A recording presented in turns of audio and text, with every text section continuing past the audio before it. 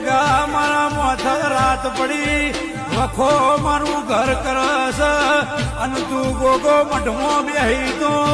તને અમારા ને કુવાસીઓના સોટા લાગશે ગોગા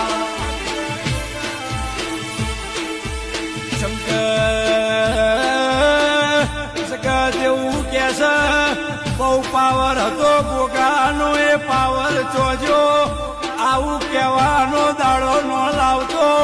એના પેલા મોતાલ જે મારા ગોગા